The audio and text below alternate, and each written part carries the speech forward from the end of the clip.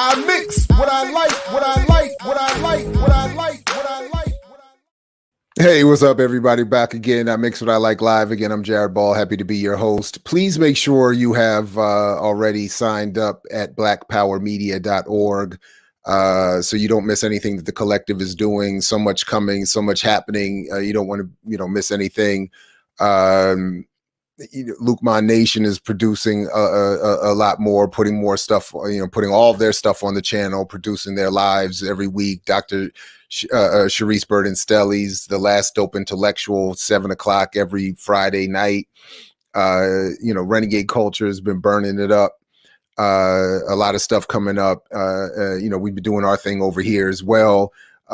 So a lot of good stuff more coming from other contributors. We're building the morning show that we already announced. I mean, there's a lot of stuff coming. So the more you can sign up and support in any number of different ways, obviously financial if you can, but just in liking, sharing, subscribing, joining the channel, all of those things help. Retweeting, all that kind of stuff is a big help. So that we can continue to do the stuff that we're doing. Please, if you I've been putting out a couple of clips from the event last night. We put up the separate clip where Baba Zach Kondo specifically talks about his experience being interviewed in that Netflix documentary purporting to be about who killed Malcolm X. You have to see that if you haven't already. Especially if you saw the Netflix documentary. You saw Baba Kondo in there, the legendary scholar of Malcolm's assassination. You owe it to yourself, and if not to him, and certainly to Malcolm and to the struggle, to hear what Zach Kondo has to say about his experience there. And then somewhat humorously, we put up the segment of Brother Paul Coates, the founder of Black Classic Press and the publisher of A Live Reinvention, Correcting Manning Marable's Malcolm X. We put up the clip of him talking about how even his world famous son's essay couldn't quite make it into the collection that I and Dr. Burroughs were putting together. Not fitting. How did Brother Paul put it? I can't remember the exact word he was using, but it didn't fit the direction in which we were headed with that book. So anyway, but we put it up, Malcolm X and Coates Gate. So please check that out as well. It's a pretty funny moment, but the whole event was dope. So please check that out. Thanks to brother Dr. Dylan Rodriguez and brother David Isaacs for becoming new members to the channel. And thanks to all of you who continue to support and continue to help us grow. So, all right, that said, let me turn to our guests, and let me bring them up. Cheri Honkala and Pastor Keith Collins, who are we doing an audio only? Pastor Keith, that's fine, but I wanted to bring you both up as representatives of the Poor People's Army. One, because Cheri Honkala, you've been a longtime activist. We've run in similar circles. I've had the pleasure of at least crossing your path and following your work for a number of years, whether it's with the Green Party or the Poor People's Army or that kind of work. Pastor Keith, I'm looking forward to getting to meet whenever we can get his connection together. But you put out the word the other day about a call that the Poor People's Army is putting together, and you announced that the Poor People's Army is thrilled to have support now of the National Lawyers Guild for our hashtag Takeover houses. Please see the press release that you've attached. But I wanted you to let's start there. What is this announcement that you have with the National Lawyers Guild, and then more importantly, what is this hashtag Takeover effort that you all are doing? And then we'll come back and talk more about what the Poor People's Army is and does. Sounds great. It's good to be on Black Power Media today, and always good to see you, Jared. Thank you very much. I'm hoping Pastor Keith can get on here if he can figure out the technology. For us, for us young people, this is a little hard. Right. Well, it looks like he's back or endeavoring. Yeah, he's trying to figure out how to bring his beautiful mug on the screen here. Okay. Once he figures that out, he'll be here, but I think he can hear us. Okay. We have, as you know, for the last 30 years, as a formerly homeless woman, I have been active in the anti-poverty struggle. It's at a whole new level today. We weren't able to find models that we could make ourselves like here in the US, because there's the whole industrial complex, and we didn't want to receive money. We didn't want the Ford Foundation or any other large foundation or Bank of America to fund our work, because we don't think that you can dismantle the master's house by taking their money. So we looked to our brothers and sisters in Chiapas, who organized the peasant army of the Zapatistas, and we've taken a page from them. So we're organizing, not to mention the Black Panther Party here in the US. And so we're organizing a multiracial army of poor and homeless people. And instead of, spending all of our money and our resources, taking the bus to Congress and begging them to keep us alive during a pandemic, we're massively teaching people how to reclaim abandoned properties across the entire country. In Philadelphia, we have over 30 properties. Most people, when they take over one or two houses, it makes national news. We're in over 30 properties now, with 30 families, women and children. And as you see or haven't seen, it's nowhere to be seen except for the most important media, which is real media, which is, Black Power media. So, but just real quick, what does it mean when you say that you have 30 families in these houses? Talk a little bit, if you would, about the details of what that looks like, other than obviously families inside a home or a house as opposed to being in the street somewhere. Yeah. So, I've been doing this work for 30 years. I've never seen it like it is now.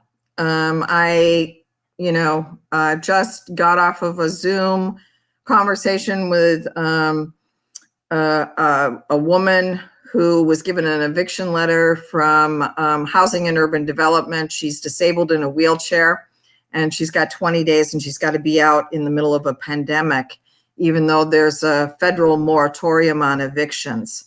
So that's just the real world. So how is that happening then? How is that happening? If there's this federal moratorium? Well, it's kind of like, I remember one time being in jail, and there was this young kid who was arrested next to me, and he said, the police officers just charged me with the DWI. They can't do that. I've never driven before in my life. And I turned to him and I said, guess what? They're doing it. And that's kind of like what's happening. That's just the reality of the situation. We have one woman who lost her home to a house fire, and they put her up for 2 weeks in a hotel, and then told her, okay, good luck. I know nobody's renting during a pandemic. And, I hope that you're going to be okay with your grandchild and your teenage kids. And then they called us. So what we're doing is we're breaking unjust laws in order to keep people alive and moving them into abandoned government-owned properties by Housing and Urban Development. We did a training in Baltimore. We did another training in Kentucky, one in California, one in Texas. And, every 2-3 days, we're teaching more and more people that, negotiating whether or not you freeze to death or whether you die from the pandemic should not be a negotiations thing. We need to keep people alive. So, we're taking a page from folks during slavery, who knocked on doors and said, will you harbor this slave in order to keep them alive? or will you just let them die? And so that's what we're doing. So we've been informed that the feds, the sheriff's department, and the East detectives are currently meeting about us on a regular basis. They're having coffee, having conversations about what to do with us.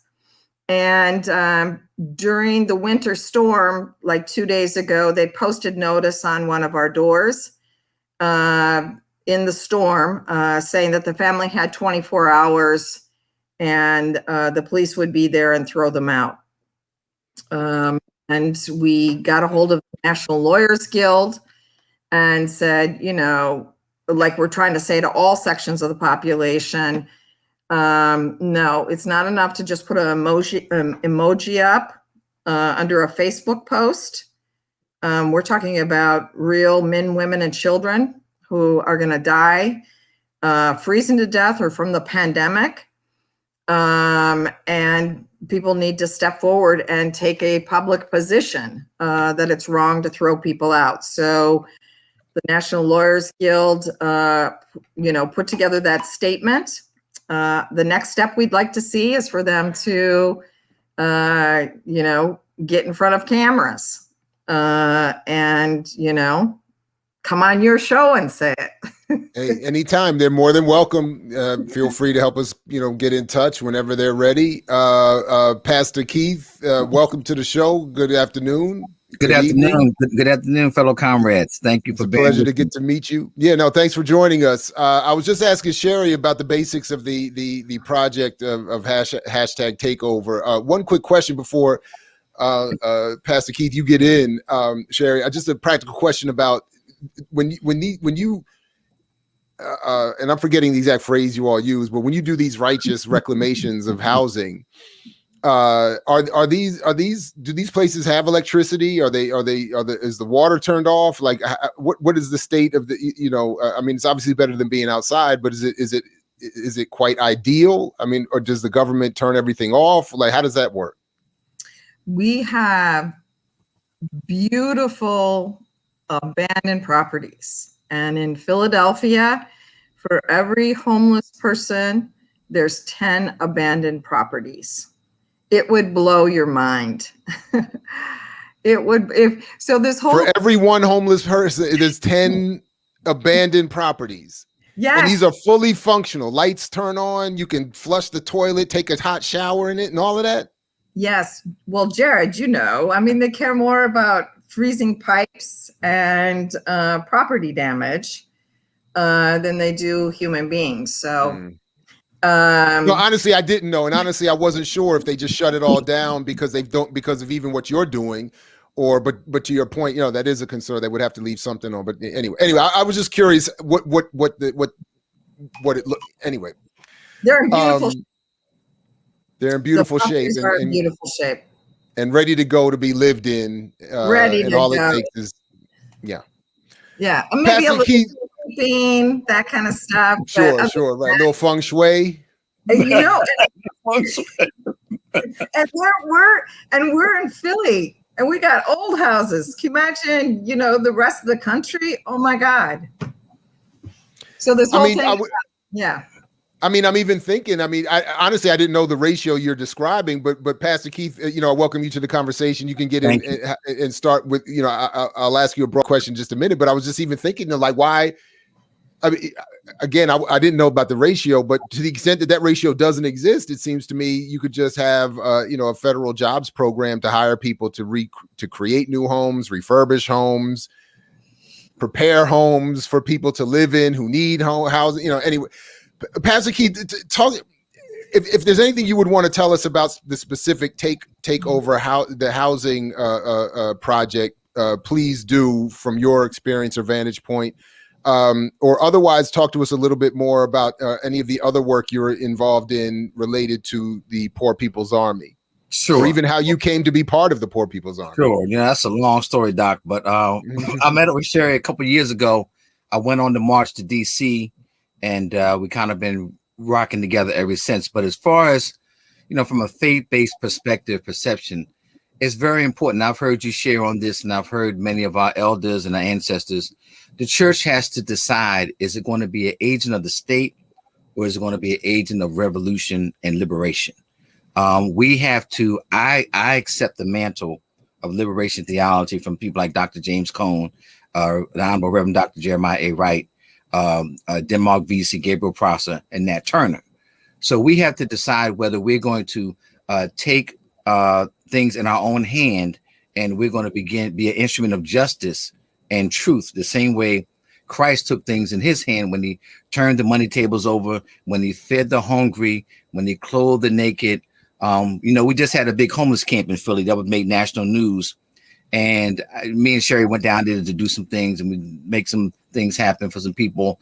But it was interesting that the clergy, the recognized clergy by the state, I call them agents of the state, because they get gratuities and givebacks from the state. They didn't show up to help feed the people. They didn't show up to help the people get into some of their properties, because the church has a lot of properties.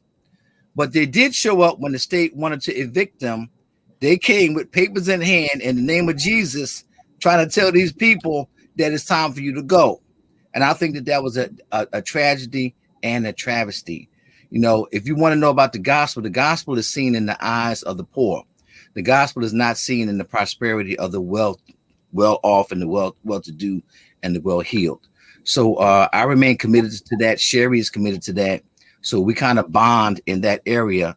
And I don't have a lot of colleagues in the Philadelphia, Delaware County area that really have accepted that mantle, but that's okay. I want to be on the right side of theology, and I want to be on the right side of history.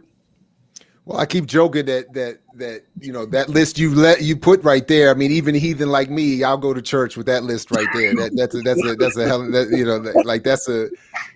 Even I'll get up and go with that group. And yeah, Sister Ricky, Daruba did just say the other day, you got to pick which side of the barricade you're on. So we appreciate having you on that side for sure.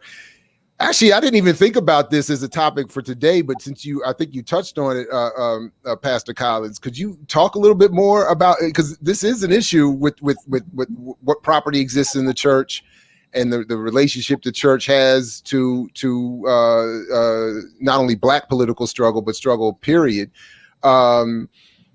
I would invite you to say another word or two about that, and maybe even what you would encourage people to do to address themselves to that reality. Sure, I appreciate you, Doctor. Well, number one, the traditionals, when we talk about the mainline church, the white mainline denominations, the Episcopalians, the Lutherans, the Presbyterians, the Baptists, the Southern Baptists, the Methodists, all of these churches had their foundational economic foundation in the roots of our oppression, in the roots of our suffering. They didn't just get money through taking up offerings and collections. They all played a role. The Protestant church and the Catholic church played a role in the enslavement of Africans. They both profited. So as the scripture says, there's none good, no, not one. Now they have sanitized themselves, and we have the evangelical movement. And then we have the Black church, the quote unquote Black church, which is what I call most of the time dark-skinned white people. We try to emulate the mainline church. Our goal is to get big. Our goal is to have nice stained windows. Our goal is to get a big pot of money and mainline politics, mainline into the Black bourgeoisie. Thank you, Dr. E. Franklin Frazier. So that's the goal of even the Black church, which is a subset of white nationalism. You go in the Black church, they got the flag in there, they got the Israel flag in there. I took all that when I took I took all that out of our church, because I said we're supposed to be under a separate mandate, not to conform to this American ideology, manifest destiny, colonialism. We're supposed to be under a mandate that says to overthrow this, to challenge this. So how can we have these symbols of oppression when you walk in, as well as the white Jesus? Don't forget about that now. As well as the white Jesus, which gives you that subliminal effect in your mind every day that this is that you look up to these people. So I think that there's a lot. I mean, COVID hasn't really hindered the church as much as it has exposed the church, what the church was not doing, particularly where I am. I don't know what's like in Baltimore, where you are, Doc, but the Black clergy as a group has done almost next to nothing in terms of trying to feed people, trying to house people like Cheri's doing, trying to confront the government to get resources that are owed to these people. It's almost like, as we say, preaching to the wilderness among my fellow colleagues. But I feel like, I don't mind being a voice in the wilderness. I know that right and righteousness is on our side. And I know that there are people that are ready for a revolutionary word. So what people can do, Doc, they can challenge their pastors. They can challenge their priests. They can challenge their imams and challenge them. What are we doing to help people? What are we doing in this COVID crisis? What are we doing to house? Many churches have we had 3 houses that we bought. I have a poor working class congregation of less than 50 people, but somehow we managed to buy 3 houses. All these houses house returning citizens from prison, and they house people in transition. I'm not clicked into any nonprofit industrial complex. We just do it because it's the right thing to do. But many churches have properties. They can be staging areas for people that are in transition. We have a food bank that feeds 300 people a day. We're all volunteers. I'm a volunteer. So there's much that the Black church can do that it's just not doing, because sadly it wants to emulate the larger quote white church in America. Yeah, I'm certainly no expert, but every time I've read the Bible, my interpretation is always that Jesus was a radical socialist who exactly. who supported armed struggle and anti-imperialism. So I'm like, I don't understand where all these other like, that's what I keep reading when I read it. But anyway, if for those who are watching, please continue raise some comments or questions in the chat if I don't raise them, and certainly to our guests, if I don't invite you to say something about what you want to talk about, please just take us there. But Cheri, I did want to, is there what's next for the takeover, the hashtag takeover campaign, other than encouraging more public commentary from your partners and colleagues, but what would you like to see happen, or what is set to happen next, and how can those of us who want to support it? Well, definitely lifting us up. I think there's no accident that we're in over 30 properties and nobody knows about it. And that's a very dangerous thing, especially when you have the feds, the sheriff's department, and the East detectives meeting about us on a regular basis. And they know that this idea of housing yourself can really catch on across the entire country. And so we're trying to couple that with working with some attorneys. We need many more attorneys. But we want to make putting men, women, and children on the streets of our affluent country against the law. The law is backwards, and we think that we're upholding a higher law, and that's one of humanity and keeping human beings alive. So this is a different road that we're walking down. It's not the nonprofit industrial complex where we're gonna go beg and lobby and whatever. We're concretely every day living as fugitives, not knowing when they're gonna show up, in order to keep men, women, and children alive and off the street. And that's a very different thing to do. So any attorneys that want to work with us, because we're going to go after them, because we think it should be, against the law, to throw, this disabled woman in a wheelchair out of her housing during a pandemic, when there's a federal moratorium on evictions. So one thing that people could do is, like you said at the beginning of the show, sharing the hell out of this. Let's try to figure out how to make our own things go viral.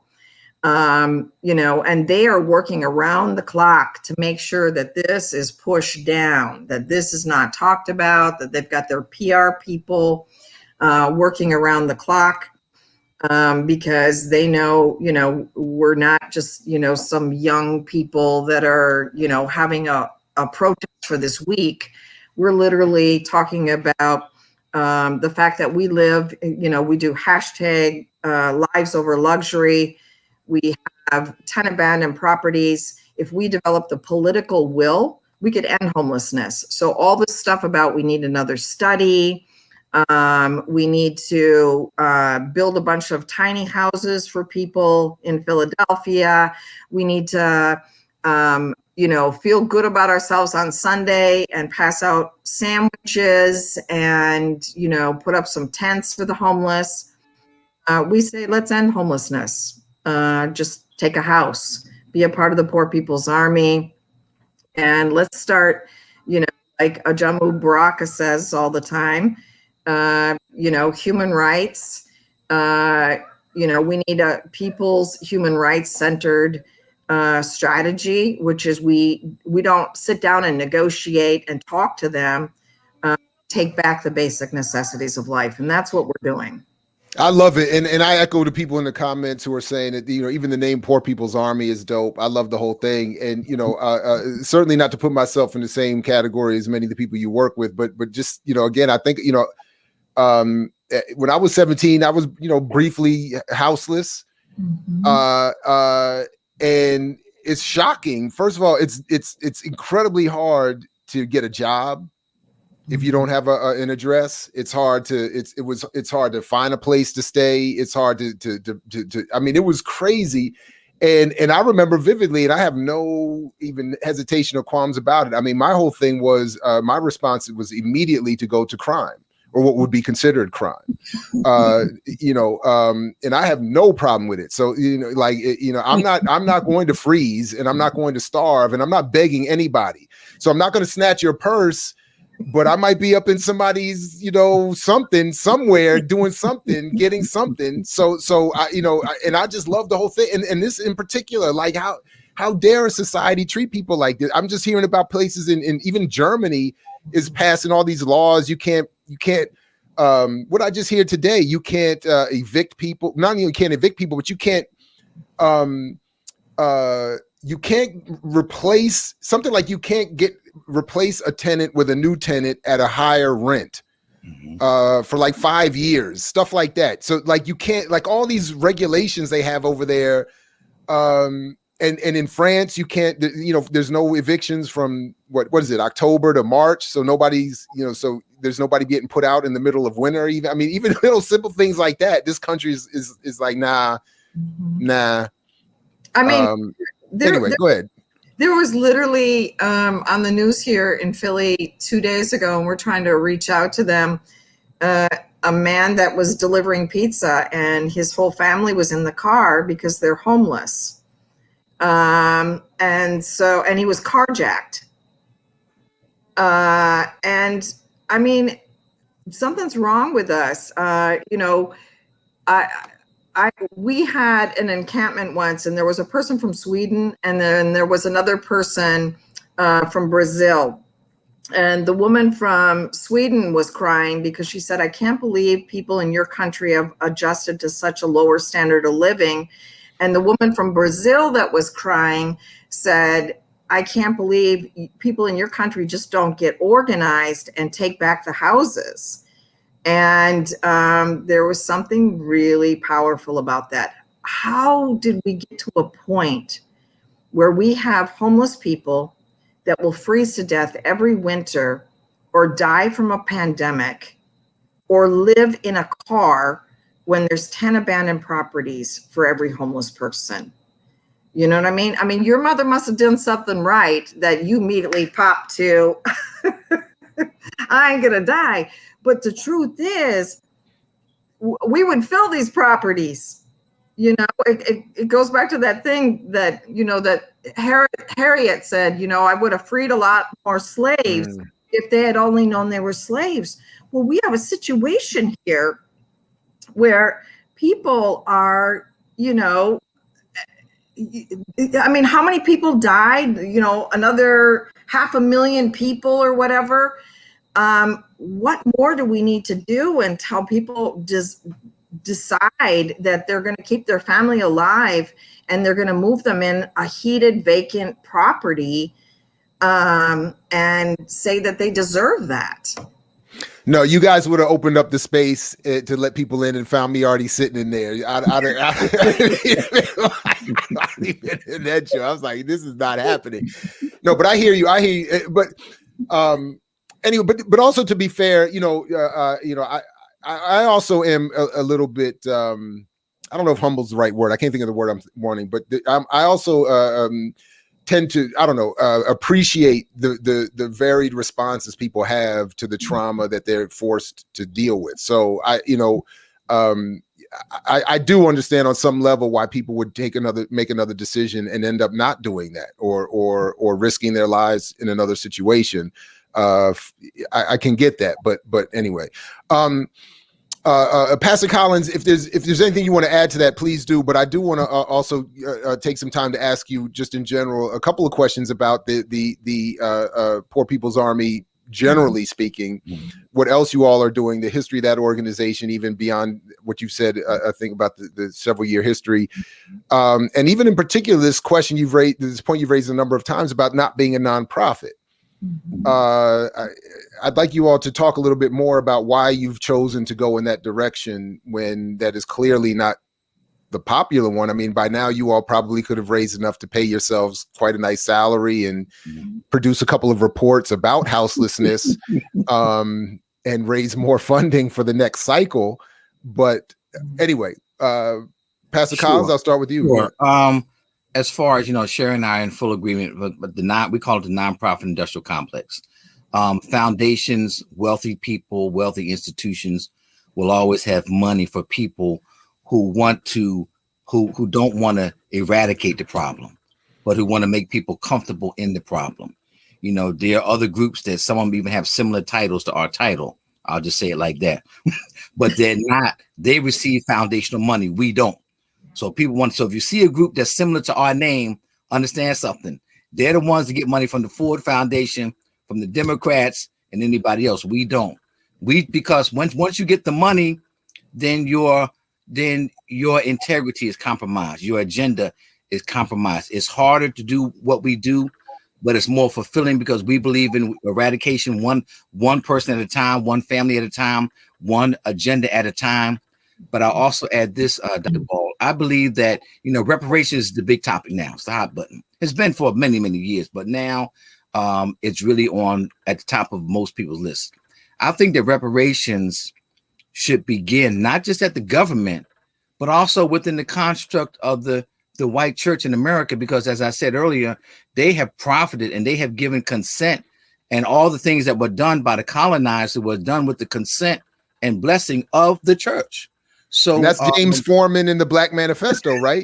Yeah. So that's exactly. Get up the churches and the synagogues and everybody got to come up off that. The Catholic Church, the synagogue, they got to get up off that cheddar. And reparations begins at the house of God. The scripture says begins at the house of God. So that's judgment. That's judgment. Real rap. That's judgment. And but as far as the foundational money, people turn this into a profiteering situation. Like you said, we could both have nice salaries.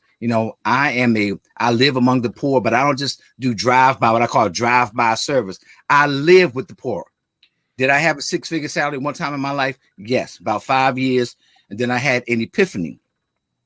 And I left a ministry doc that was paying me 6 figures to do what I'm doing now. I haven't seen $100,000 in many years.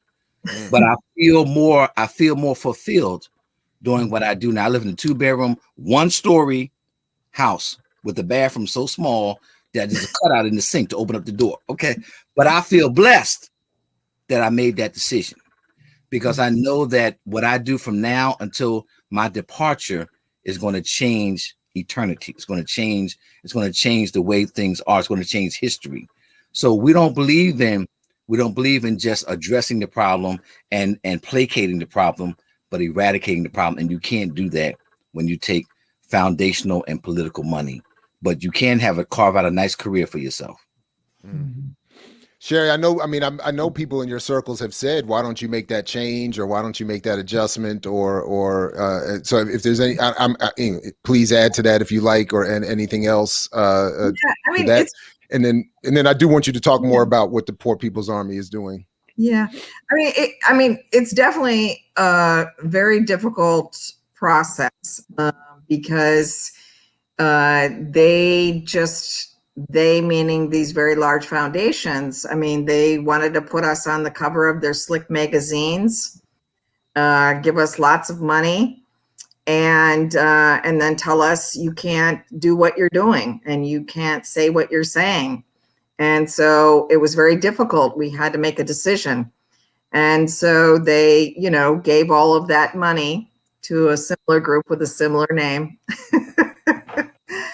And I mean, it's hard. I'm not gonna lie, it's hard, but we can't do that.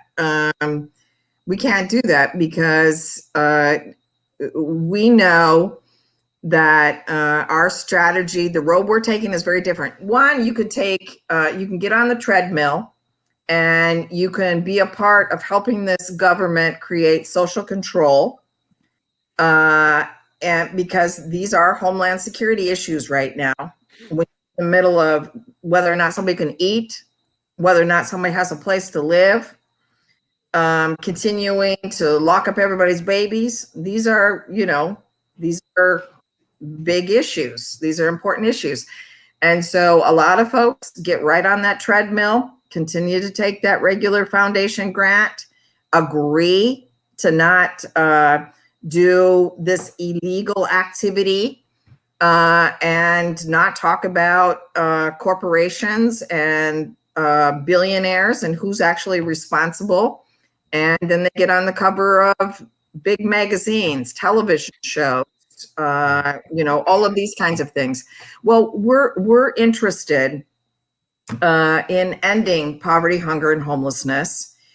And we think that the thing that all of these human rights violations have in common is they could all be prevented in this wealthy country. So we're not interested in another study about it. We're not interested in begging anybody about it. Pastor said it. It's time for them to share. I joke all the time. My mom named me Share because she believes that everybody should share. But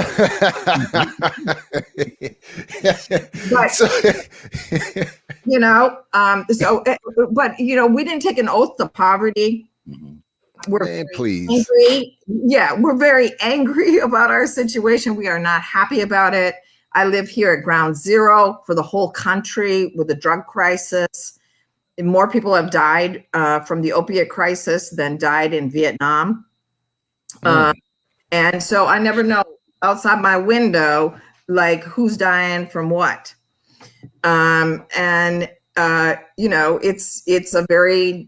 It's a hard life. It definitely is a hard life. And we really think that we have a responsibility right now to our ancestors to, take up where they left off in reclaiming these basic necessities of life. And also, it's a different time in history right now. If we don't do these things, then people are going to die. Maybe they're going to be okay on their couches during the pandemic, hoping that this war passes by their window, but it's not. And so we have to call it a poor people's army because it really is. This is not the 60s. This is not the 70s. There really is a war that's out here, and it's got to be fought. And that requires studying military strategy, how to move, what are the forces that we're really up against, developing as many critical thinkers and leaders as we possibly can across the entire country. The only reason we're in 30 properties is because we have a new underground railroad. And you don't get into 30 properties in the hood with nobody saying about who's living where, unless you have that kind of social capital and credibility and relationships. And unless you're a part of a collective of people that take very seriously the responsibility of other people's lives and, the several generations to come.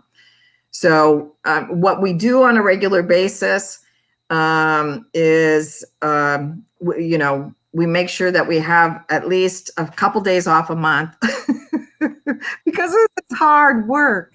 Art and culture is at the center of this process. Music and laughter and love keeps us alive. But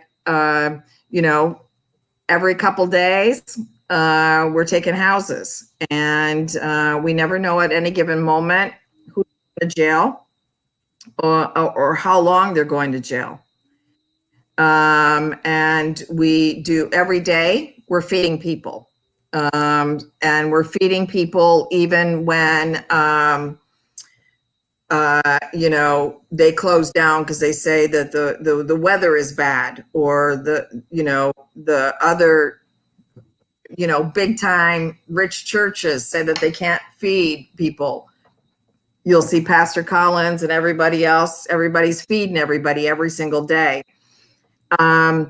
So we're feeding our troops, we're housing our troops, and we have boot camps.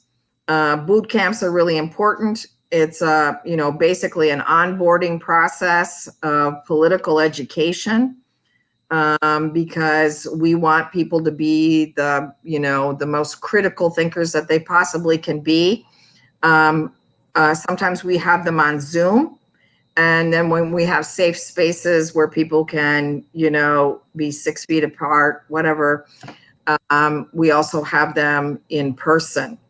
And we're training, we're constantly holding boot camps for people across the entire country. Well, I keep saying I got to get more involved because I want, selfishly, I want the swag. I want to support the group, but I want some Poor People's Army stuff. I need like a whole bunch of gear. So I'm gonna send you gear. No. I don't. Well, that's fine as long as you take the payment for it. But I want to get. I'm gonna go. I gotta as soon as we hang up, I'm gonna start ordering stuff. I gotta get my swag up. I need because you rocked it during one of the boot camps that I was able to attend, and it was just fly. And on top of it, it's just so somebody in the chat I love the name. I mean, the name is so dope. It's just exactly how it's supposed to be. So I love the whole approach. Anyway, Pastor Collins, did you want to add anything to that or respond to any of Cheri was just saying that? As a part of the whole training, we know political education is so important. The movie's out about Judas and the Black Messiah. And, we all have our critiques about that. We know it's a Hollywood sure do situation. And it's really glorifying the person that shouldn't be glorified. It's not glorifying Fred Hampton, but he was about, he had people up 6 o'clock in the morning getting political education. That's what made him dangerous. So we have to do this whole renewing of the mind. The scripture talks about even renewing our mind, being transformed. We have gotten so much indoctrination from the time we were knee high about pledging allegiance to a flag and one nation under God and all that. And there's never been equal justice. There's never been one nation. So we have to re-educate people and also help them with what we call situational awareness, knowing that you may be in situations that you may not have been cognizant of before. Once you get this renewing, you have situational awareness and you see things that you didn't see before. You see the inhumanity, you see the lack of dignity, you see the oppression that you didn't see before. So it's very important that one of our key components is learning situational awareness. Mm. I love that you said that. I gotta get my children in here because that's the phrase I use with them all the time. I can't wait. I'm gonna be like, wait. Pastor Collins, just situational awareness. Pay it. You get it together. So just real quick, I'm looking at the site here, but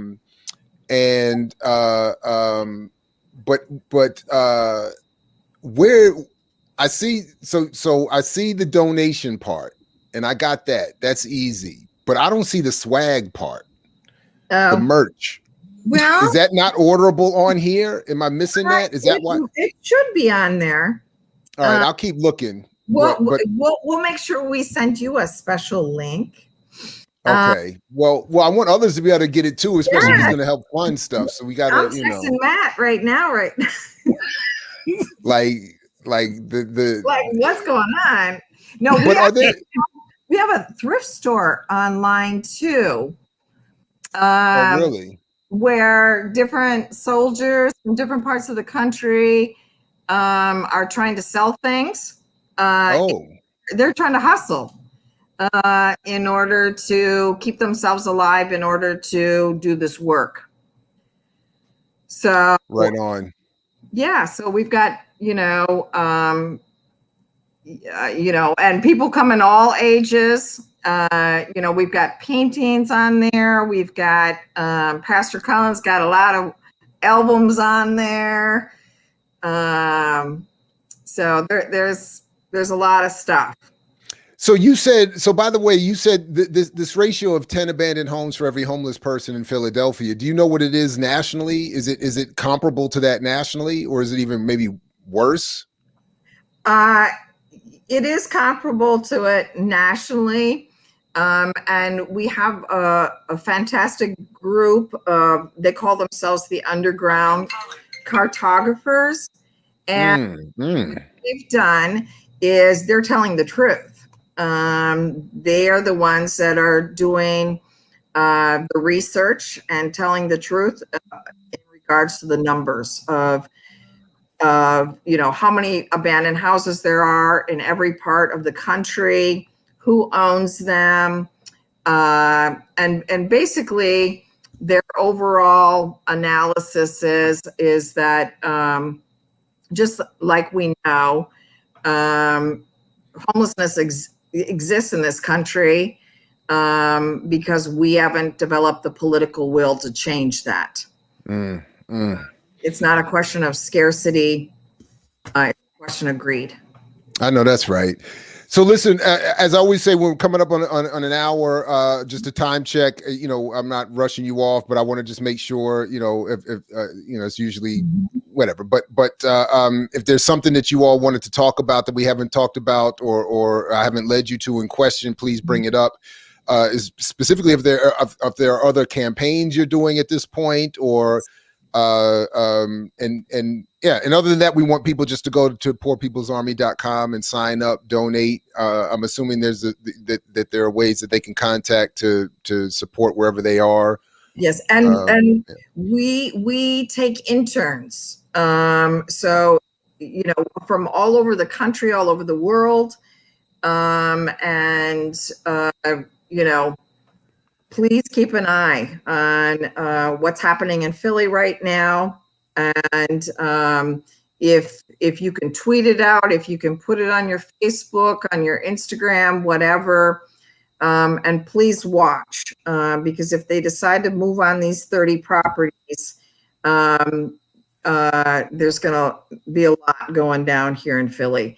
Definitely know that we have on International Human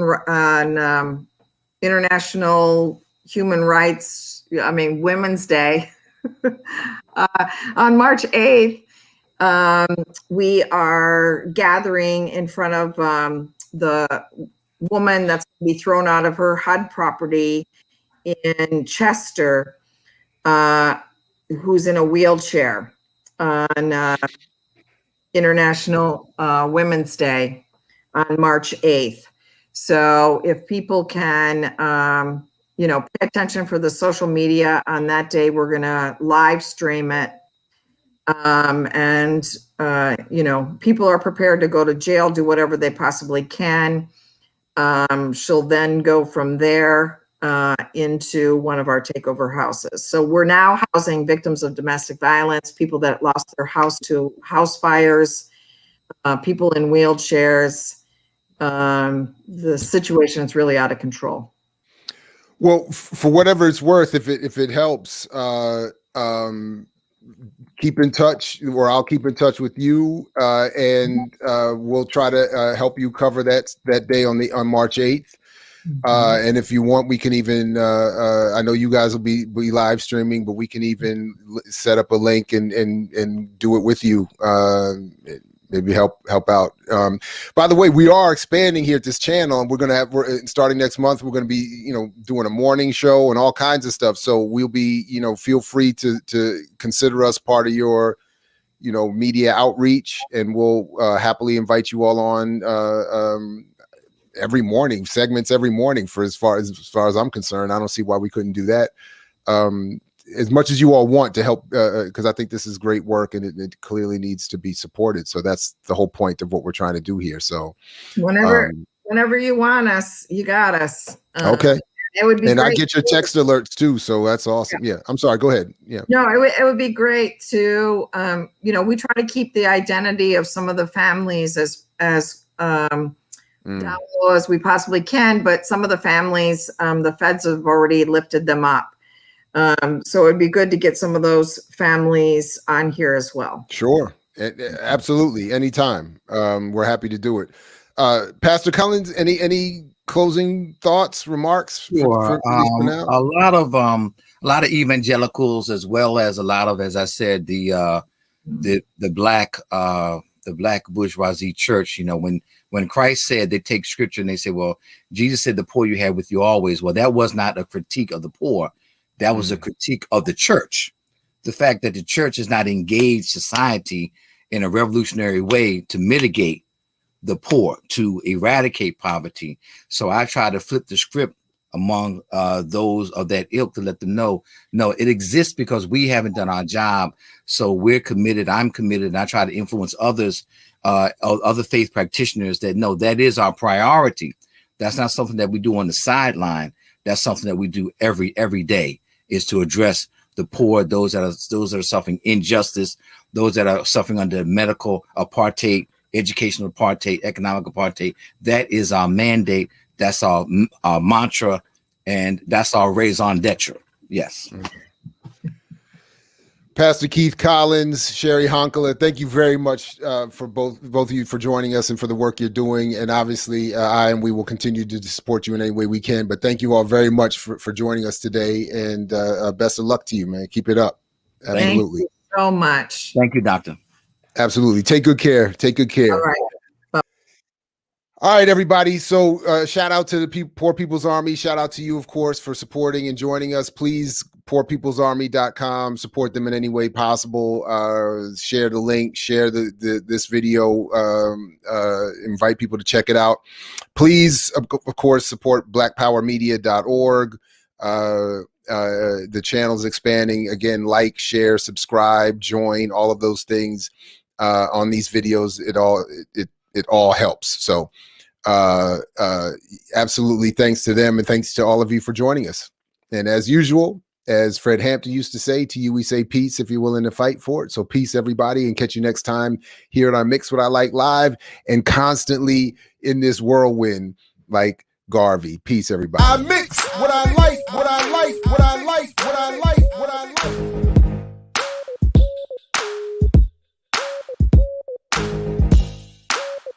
I mix what I like, what I like, what I like, what I like, what I like.